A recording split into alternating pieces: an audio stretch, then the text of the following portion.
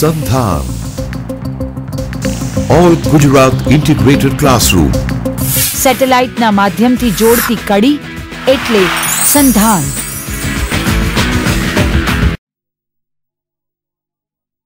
Students of English language and literature all over Gujarat, I welcome you in BISEC studio for one of the topics of special English as well as compulsory English of first year BA, BCom and BSc. Munshi Premchand, one of the leading writers of English, Hindi and Gujarati literature as well as Urdu literature. He has written so many novels, short stories and poetry. One of the important short stories in the syllabus is The Child. Today we are going to discuss about that story. But let us begin with Munshi Premchand's biography. He was born on 31st July 1880 and he died on 8 October 1936. You can see on your screen, my dear students, that he was known as one of the most celebrated writers of the Indian subcontinent. He is associated with Hindustani literature. He was born as Dhanpat Rai Srivastav, a wealthy man. He began writing under the pen name Nawab Rai. Students, I would like to say something here, that his uncle was landlord. He wanted to see Premchandji as Nawab, and as his father suggested the name Dhanpat Rai, so he clubbed some of the parts from both the words and he started using the pen name Nawab Rai, but subsequently switched to Premchand, while he is known to all of us as Munshi Premchand. Munshi being an honorary prefix. This was used in earlier days, particularly in Mughal Emperor and in British rule.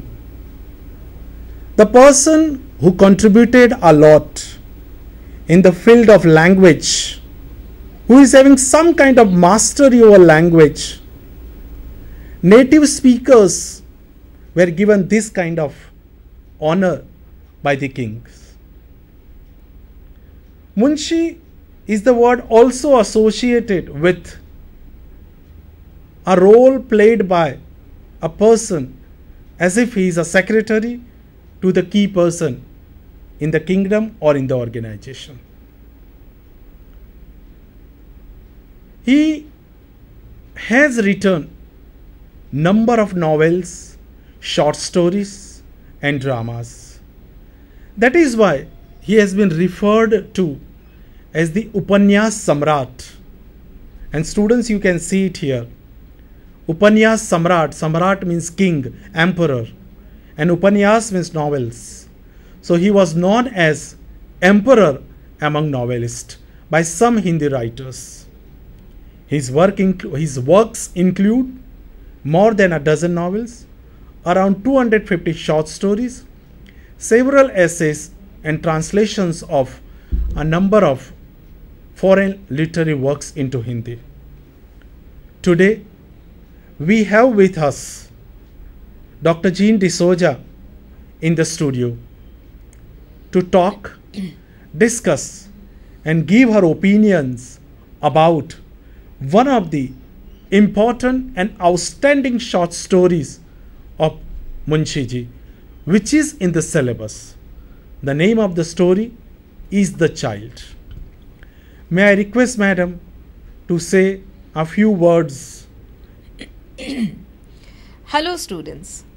It's nice to meet you again on this medium of instruction and entertainment. Actually, it's fun to talk like this, right? going to talk today about the novel writer, about the story writer, the dramatist Munshi Premchand. As sir has already told you, that Munshi Premchand was a great writer in India and has become well known not only in India but all over the world. His works have been translated into almost all Indian languages as well as into some foreign languages and into English, which we cannot even decide today whether it's a foreign language or an Indian language. But coming back to Munshi Premchand and the child, we need to talk also a little bit about Munshi Premchand as an interesting idea, something that you might be interested in. Munshi Premchand's stories were also made into Bollywood films, my dear students. Shatranj Ke Khiladi is a 1977 Indian film which is made by the Bengali director, the famous director Satyajit Ray. And this story was based on Munshi Premchand's short story of the same name. The name of the story was also Shatranj Ke Khiladi. And as you can see, it has a very interesting cast with Sanjeev Kumar. Amitabh Bachchan is the narrator in this story. Shabana Azmi and Syed Jafri. There is another Hindi film which was made by Munshi Premchand's story also. And again, this film too was directed by Satyajit Ray. The name of this film is Sadgati. It was made in 1981. And as you can see, again, a very interesting cast. It has Smita Patil, Om Puri, Mohan Agashe and Geeta Siddharth as their lead actors in this film. Even madam, in modern days also, we can see number of movies have some kind of base of some of the novels. For example, yes. For example, we have Othello, English literature masterpiece, which was converted into movie Omkara. Omkara. It is an adaptation of the Shakespearean play Othello, and similarly we also have another one, Makbul, on the basis of Macbeth. Macbeth, made by the same director. Even recently I came to know even the movie Lutere was also originated from one of the leading stories of O. Henry, The Last Leaf. Ah, okay.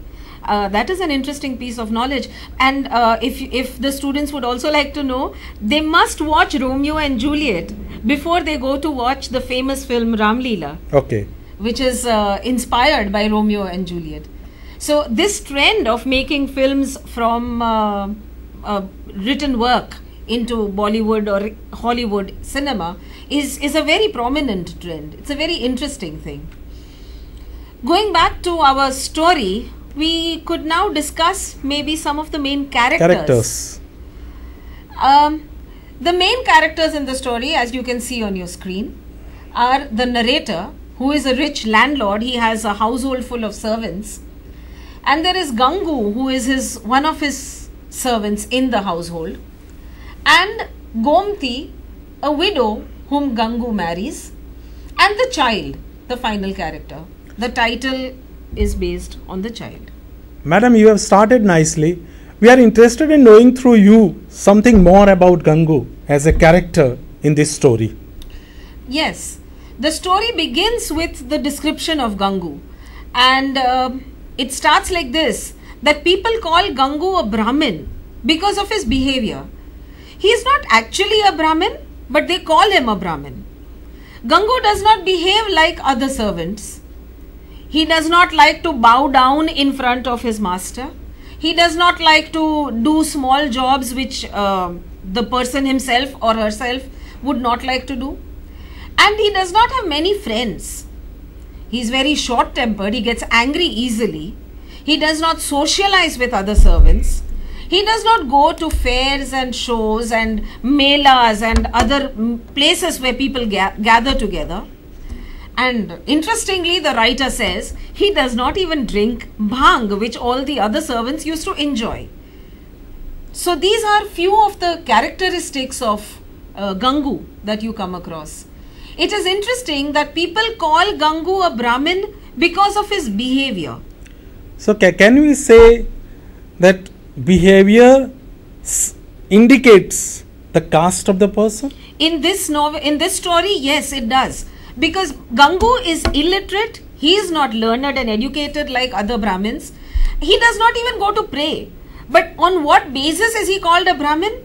The writer does not tell us more information. He just says that Gangu was called a Brahmin by everybody.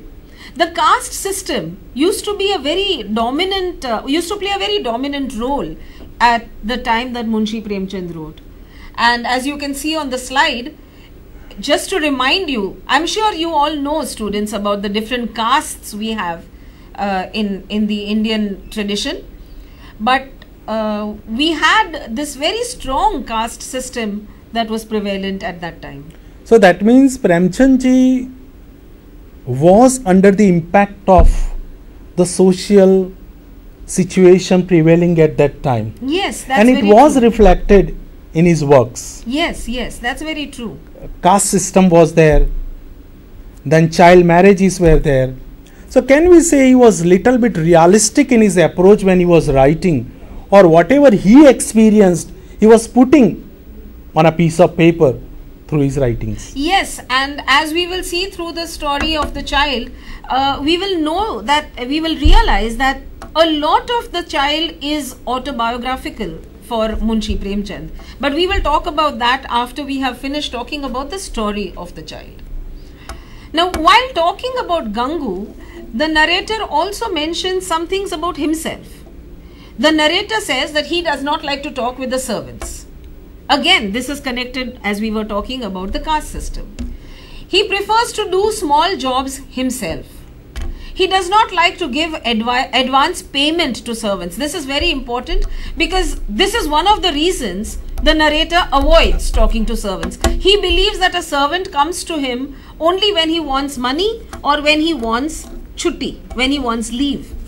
And this is why he prefers not talking to servants, so that they don't ask him for money or they don't ask him for leave. Madam, would you throw some light on what do you mean by narrator in a story? Okay, this story, interestingly, is written in first person. Okay. There are three ways of writing a story. You can write it in first person or second person or third person. This story is written in first person. So the entire story is written by the narrator, or by, you would feel that it is the author talking to you. Okay. The story is written with I saw Gangu, I met Gangu, and so on. And this is how the narrator plays an important role in this particular story. So would you say, what are the characteristics of a narrator? Yeah, so the narrator, as I told you, had these particular typical characteristics, and you can make out that he's a very dominant, sometimes even egotistical character as a character in this play. He does not like servants complaining about the other servants. He feels irritated when faced with a complaining servant or a servant who asks for money. He does not like people backbiting with each other. He does not like people telling bad things or wrong things or other things about other servants. And therefore, he prefers to stay by himself. At this stage, can we say the narrator is the most important character of this story? Yes, at this stage, in the beginning of the story, the narrator is the most important character because the story is told from the viewpoint of the narrator. It is how the narrator sees things happening in front of him. What is happening in Gangu's life, what is happening in the world around him is told to us through the narrator's eyes, through the narrator's perspective. So we can say he leads the story. He leads the story. That's true. So continue with the story.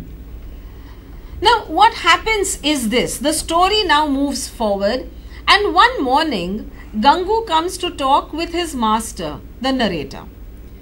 Gangu was feeling very hesitant, and the master was very impatient because he was wanting to go for his morning walk. But after a lot of hesitation and a lot of difficulty, Gangu said at last, "I wish to be relieved of my duties, sir. I shall not be able to serve you any longer." So Gangu has come now to the narrator, to his master, to ask to be relieved. He wants to leave the job. Now for a servant to leave the job, It was nearly unheard of. Even today, when we have our servants in our houses, it's very unusual that the servant would want to leave the job. We might come across situations where perhaps the master or the mistress might want to relieve the servant. But for a servant to come and leave the job, it was unheard of. And the narrator obviously is absolutely shocked. So it was a shocking surprise from the narrator. It was a shocking surprise for the narrator. For the narrator, early in the morning, to come across a person like Gangu who comes and says, I don't want to work for you anymore. I want to leave this job. And so the narrator asks him, why? Obviously, the first question is, why do you want to leave? And Gangu gives a very enigmatic and cryptic and ununderstandable reply.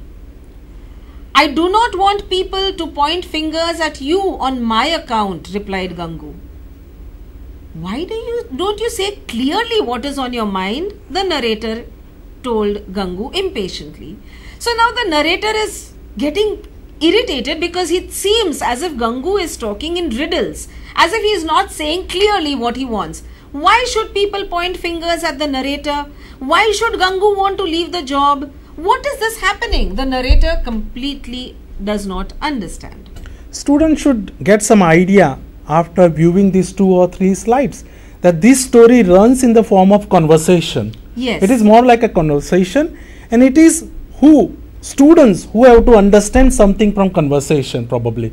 This is what I can understand from this conversation. Yes. If I were a student. Yes, this is a story that is dependent on the conversation between Gangu and the narrator. Basically, there aren't other characters whom we see in this story. We do not see other characters as characters. We do not meet the child. We do not meet Gomti, the wife of Gangu. We do not meet them. What we see is only what Gangu talks about Gomti and what the narrator tells Gangu in. Madam, it is said that any story, any short story must have a plot. Yes. Is there any plot or something like that in this story? Yes.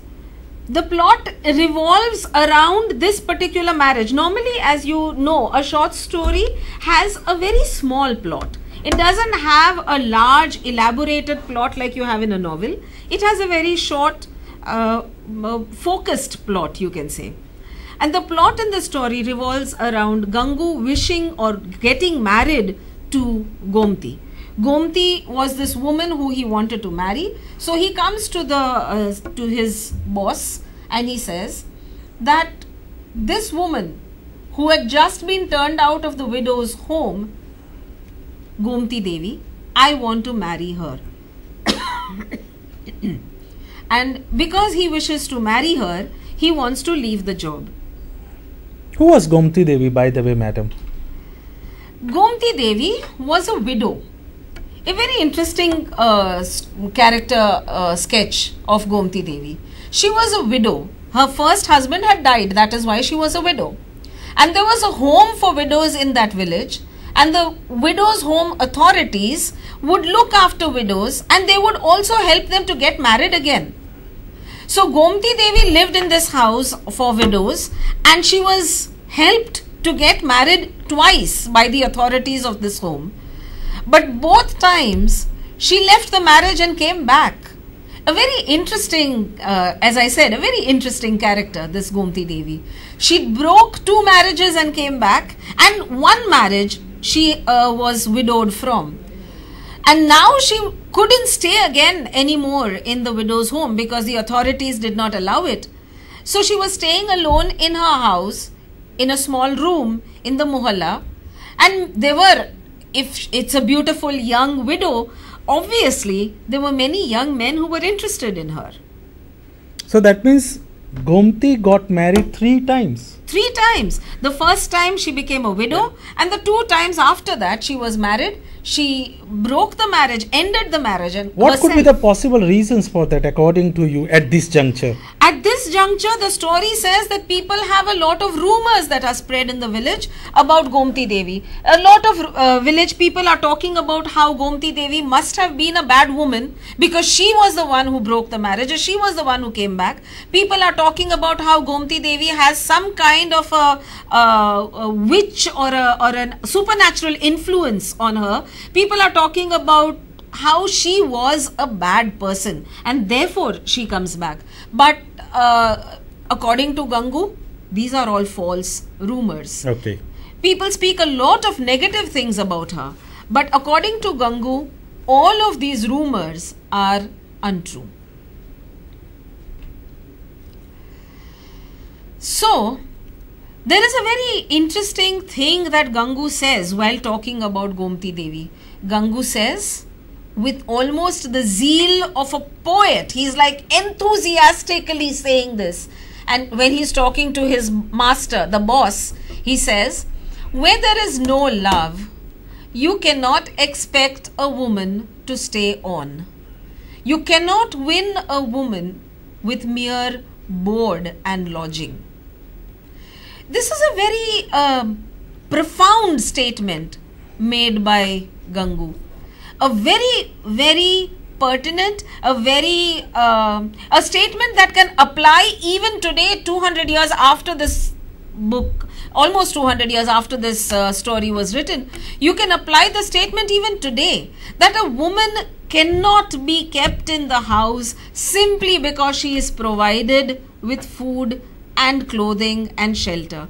A woman needs love. If you want to keep her in your house, you need to love a woman. You cannot have a woman in the house without love. Can we say that the beauty of Gomti Devi, or maybe attraction toward Gomti Devi, made Gangu to make these kind of statements? Exactly. Gangu was so much in love with this woman that he could say something like this. It is this feeling he had for her that created these emotions in which he could speak something like this.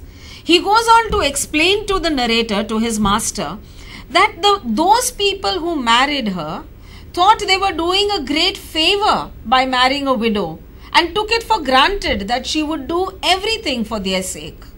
But to win someone over, one has first to forget about oneself. It's a very philosophical line. Very philosophical, and I think students, you should sit for 2 minutes and think about this line. Look at it. To win someone over, one has first to forget about oneself. Madam, would you elaborate this line further? I think it's talking about ego and how you have to ignore your ego when you really love somebody.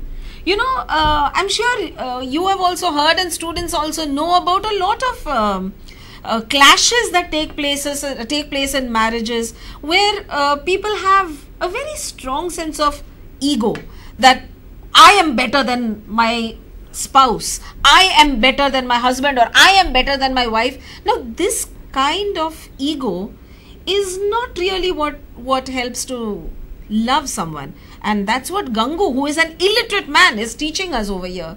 That to win someone, one first has to forget about oneself. You cannot keep thinking about yourself in love. You have to think about the other person. It's like when you're walking on the road and suppose it suddenly starts raining and there is only one umbrella and the person you love is standing next to you. You don't say that I am going to use my umbrella. Whatever has to become of you, I don't care. You will say, no, you take the umbrella, I will not take it. I don't mind what happens to me, but you should be safe. And it is this kind of feeling that you see, or we see in this story. So Gangu was illiterate, but he was courageous and a social reformer by getting married a widow. Yes, he was a social reformer, and this is where you can see that Premchand's life itself is reflected in Gangu's life. Premchand himself had married a widow. Premchand had 2 marriages himself. He was married to a woman first, but as a child, he was married at the age of 15. And that marriage did not work out. There were a lot of conflicts in that marriage, a lot of fights in that marriage. And after that marriage broke up, Premchand went himself and married a young widow. And this is what we see even in Gangu's life. Gangu himself is marrying a widow, just like Premchand himself did.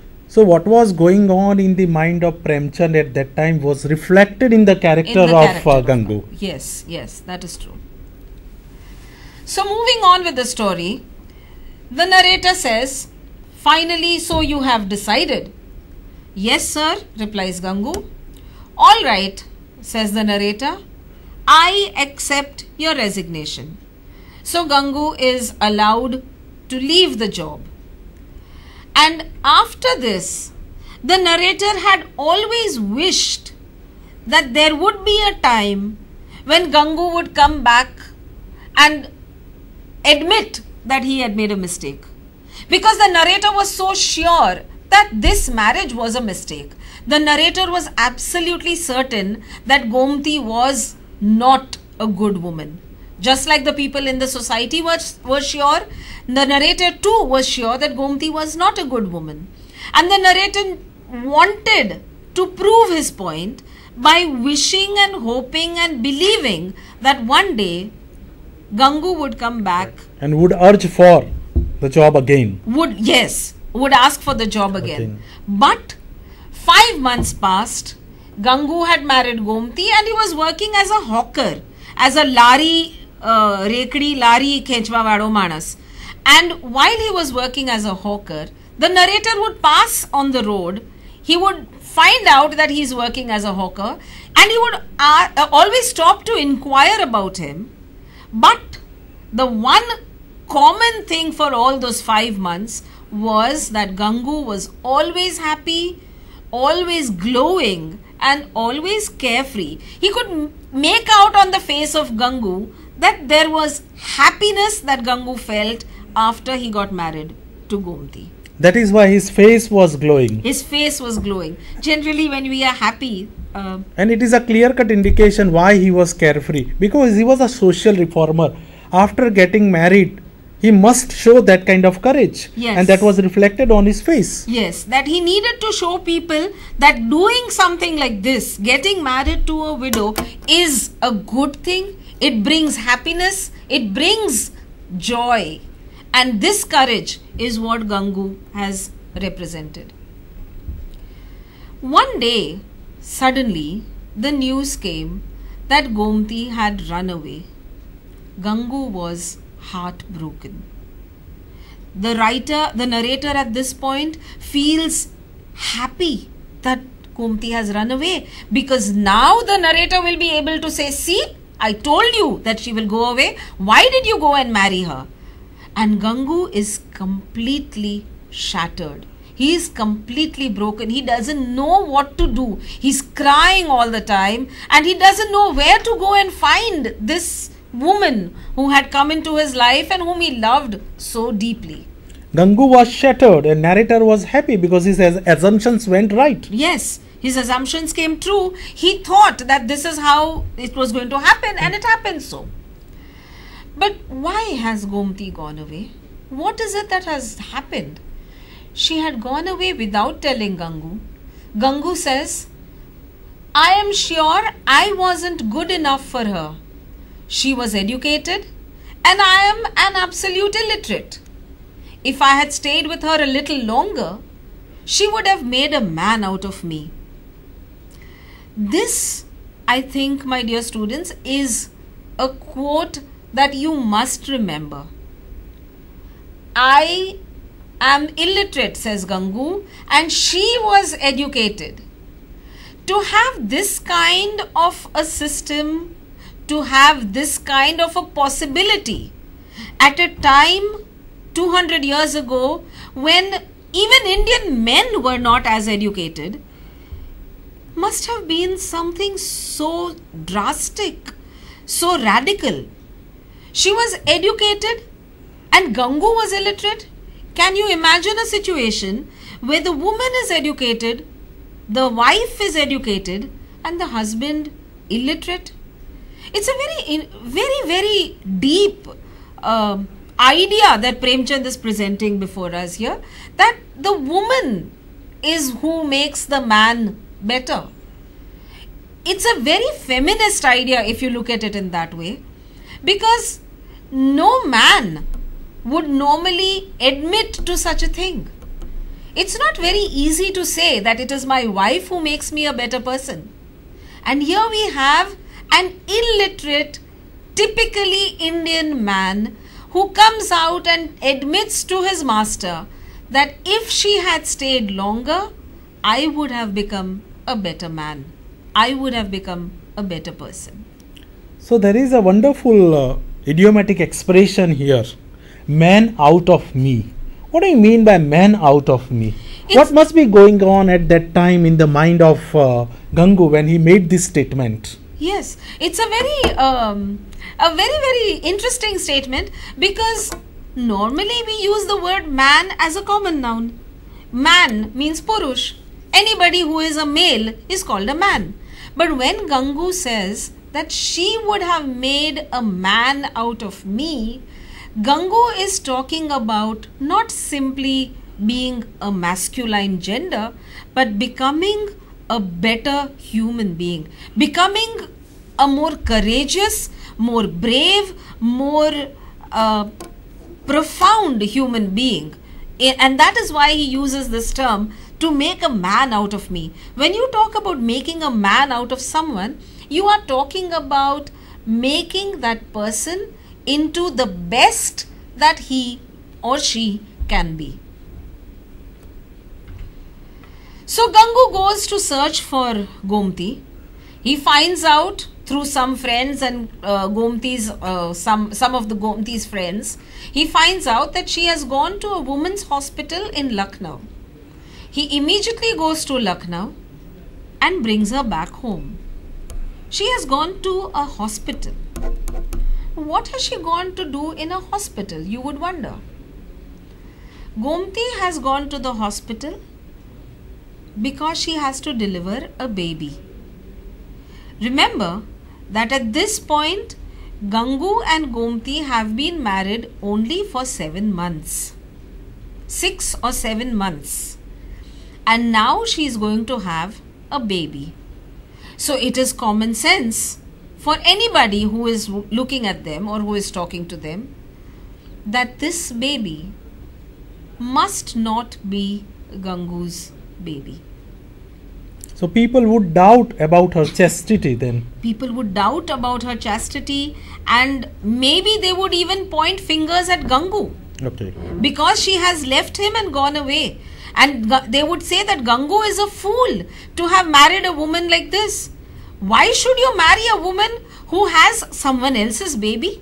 You don't even know which of the husbands is has had the baby with her. Whose baby is it? Husband number 1, husband number 2, or husband number 3? And Gangu, he is husband number 4. Why should he look after a child whose parentage, whose fatherhood is unknown? You know, at that time, there weren't even DNA tests like we have today. It was absolutely forbidden to be a child like this. Society would look down upon the child as well as the father, because they believe that real mardangi, real manhood is in owning and possessing your wife and your children. They do not realize, as Gangu has realized, that real manhood is in loving the woman, in being able to love her. Very interesting. Then what happened next? When the narrator meets Gangu again, he is glowing and he is carrying a baby in his arms.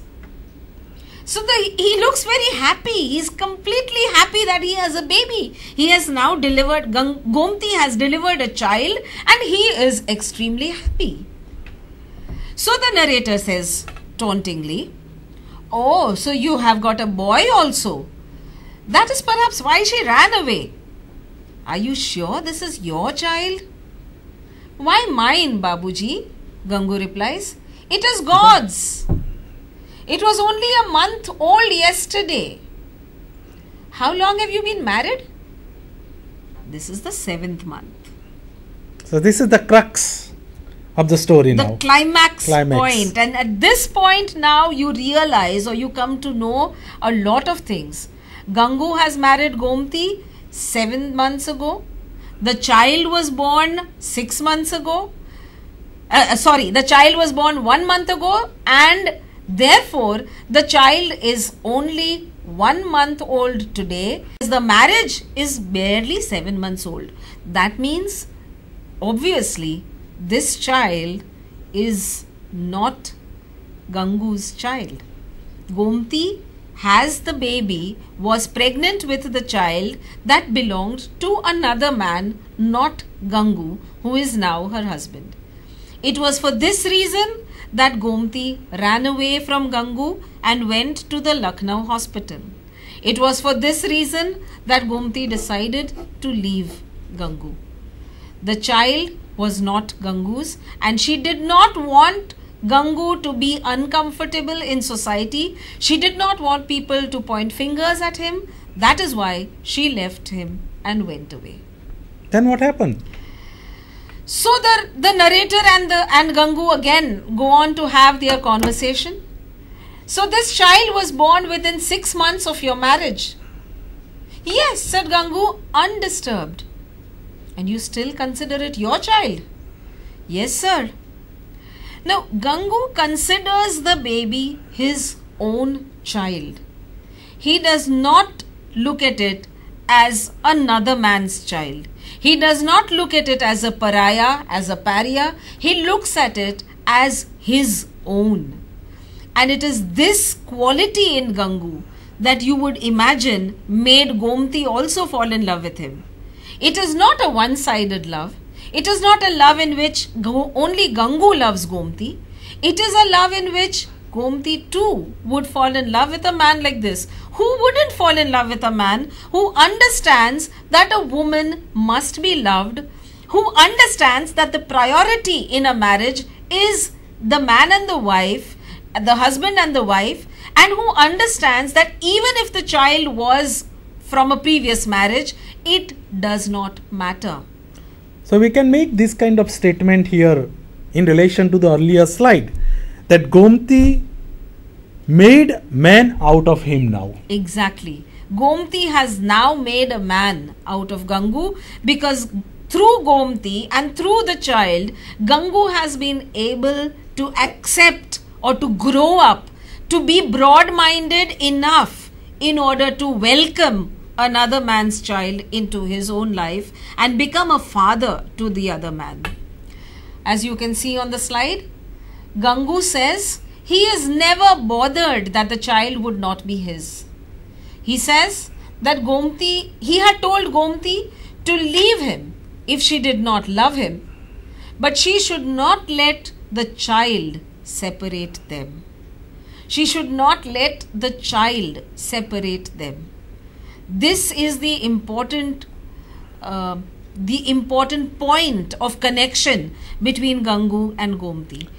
So child should not be a barrier in their relationship. In their relationship. So it utmost love Yes. towards Gomti must have encouraged Gangu to make these kind of statements. Yes, yes. The love that he had for her, the feelings that he had for her is what made him say something like this, that whatever happens, if you do not love me, sure, you can leave me and go away. But if it is because of the child, you should not leave me because of the child. I accept the child. I accept you as well as the child as my own. You are my family. And it is this that the story is trying to bring out.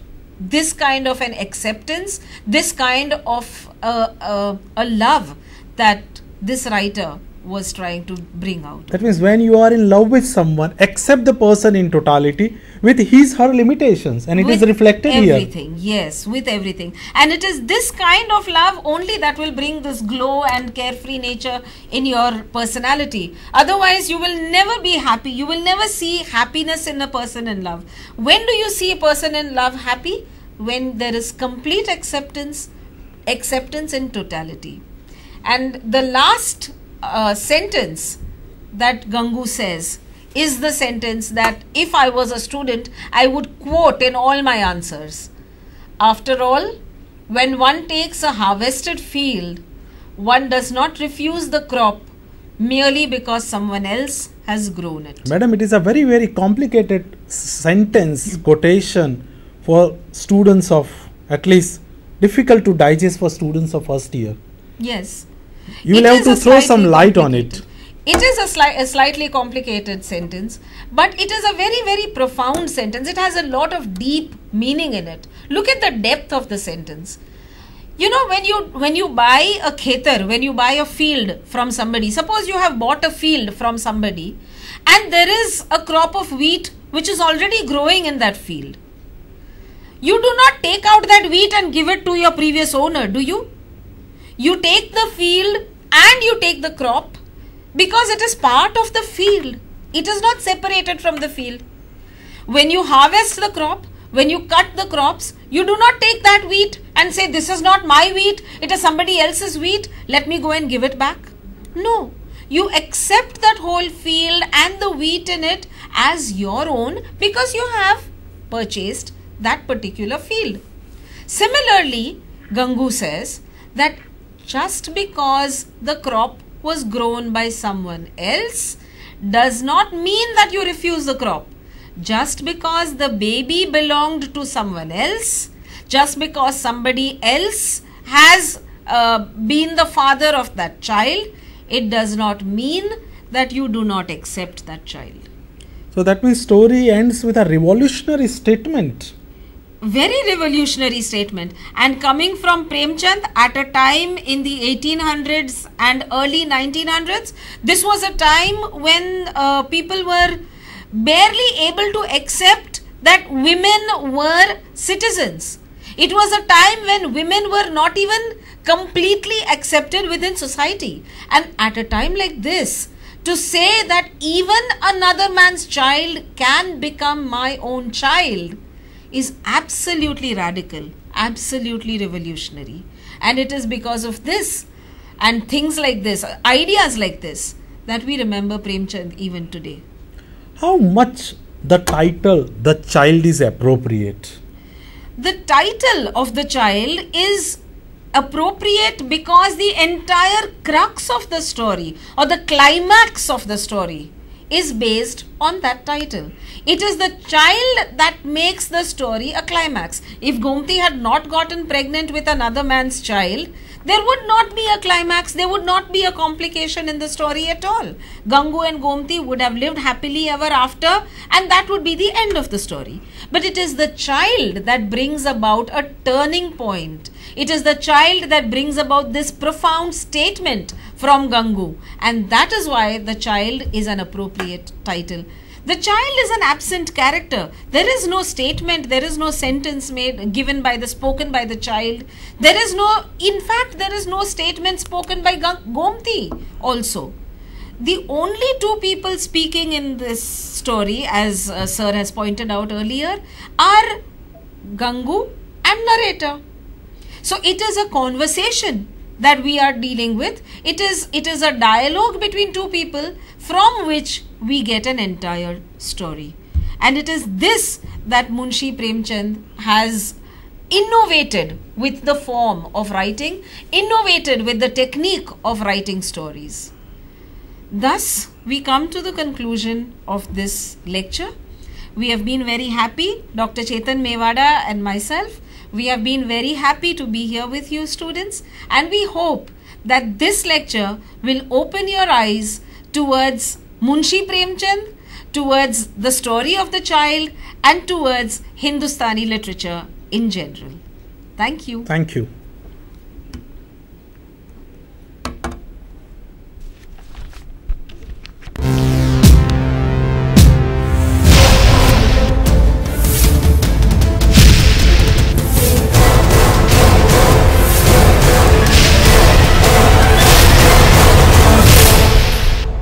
Sandhan,